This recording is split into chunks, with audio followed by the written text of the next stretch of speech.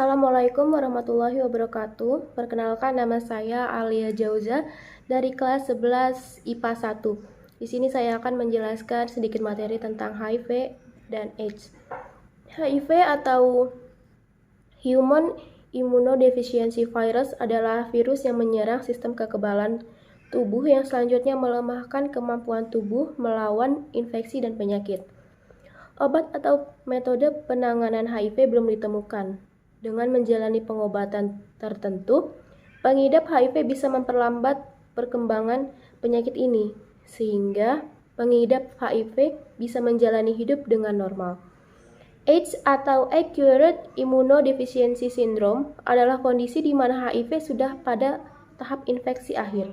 Ketika seseorang sudah mengalami AIDS, maka tubuh tidak lagi memiliki kemampuan untuk melawan infeksi yang ditimbulkan. Adapun beberapa sekelompok orang yang lebih beresiko terinfeksi, antara lain orang yang melakukan hubungan intim tanpa pengaman, baik hubungan sesama jenis maupun heteroseksual, orang yang sering membuat tato atau melakukan tindik, orang yang terkena infeksi penyakit seksual lain, pengguna narkoba suntik, orang yang berhubungan intim dengan pengguna narkoba suntik, dan bergantian alat suntik. Penyebab HIV dan AIDS.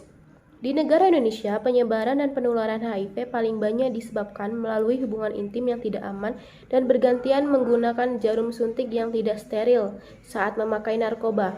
Seseorang yang terinfeksi HIV dapat menularkannya kepada orang lain, bahkan sejak beberapa minggu sejak tertular. Semua orang beresiko terinfeksi HIV. Gejala HIV dan AIDS. Tahap pertama, pengidap akan mengalami nyeri mirip seperti flu beberapa minggu setelah terinfeksi selama 1 hingga 2 bulan. Dapat tidak menimbulkan gejala apapun selama beberapa tahun. Dapat timbul demam, nyeri tenggorokan, ruam, pembekakan kelenjar getah bening, diare, kelelahan, nyeri otot, dan sendi.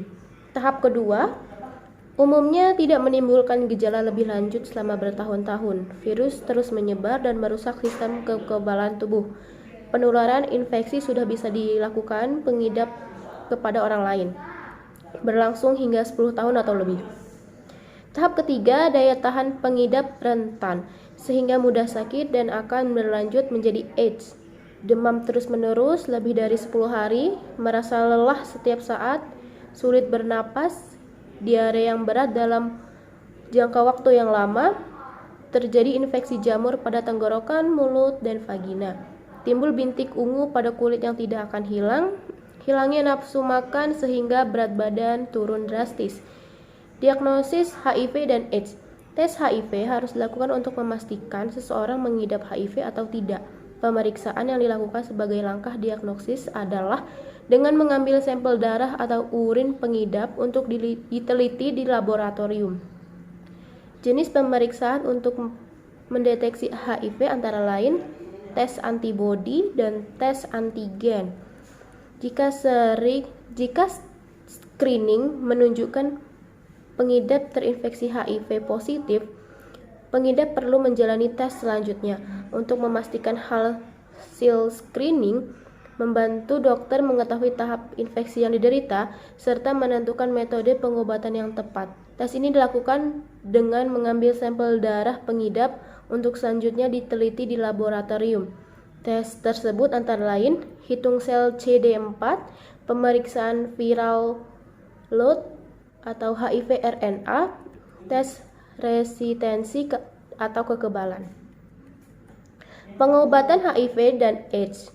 Meskipun sampai saat ini belum ada obat untuk menyembuhkan HIV, tapi ada jenis obat yang dapat memperlambat perkembangan virus.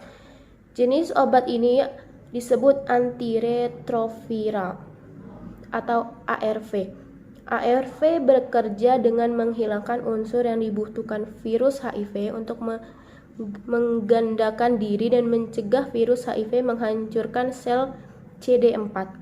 Jenis obat ARV memiliki berbagai varian, antara lain etravirin, efavirenz, lamivudin, zidovudin, dan juga nevirapin. Selama mengonsumsi obat antiretroviral viral, dokter akan memonitor jumlah virus dan sel CD4 untuk menilai respon pengidap terhadap pengobatan. Hitung sel CD4 akan dilakukan setiap 3-6 bulan. Sedangkan pemeriksaan HIV RNA dilakukan sejak awal pengobatan lalu dilanjutkan tiap 3-4 bulan selama masa pengobatan. Agar perkembangan virus dapat dikendalikan, pengidap harus segera mengonsumsi ARV begitu dia didiagnosis mengidap HIV. Resiko pengidap HIV untuk terserang AIDS akan semakin besar jika pengobatan tertunda, karena virus akan semakin merusak sistem kekebalan tubuh. Selain itu, penting bagi pengidap untuk mengonsumsi ARV sesuai petunjuk dokter.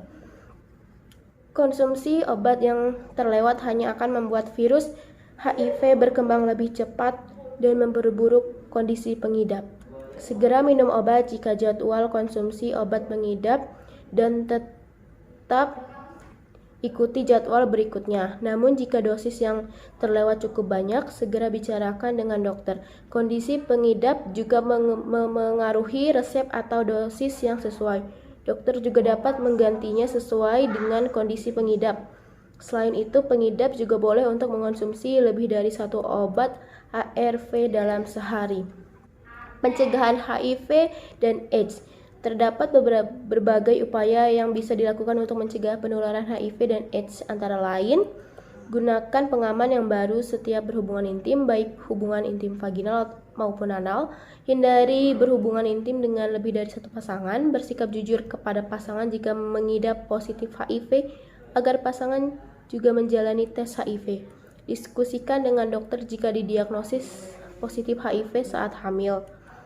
Bersunat untuk mengurangi resiko infeksi HIV jika menduga baru saja tertular atau terinfeksi virus HIV, seperti setelah melakukan hubungan intim dengan pengidap HIV, maka harus segera ke dokter agar bisa mendapatkan obat post exposure prophylaxis atau PAP yang dikonsumsi selama 28 hari yang terdiri dari 3 obat antiretroviral.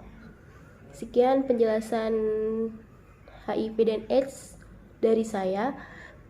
Mohon maaf bila ada yang salah. Terima kasih. Assalamualaikum warahmatullahi wabarakatuh.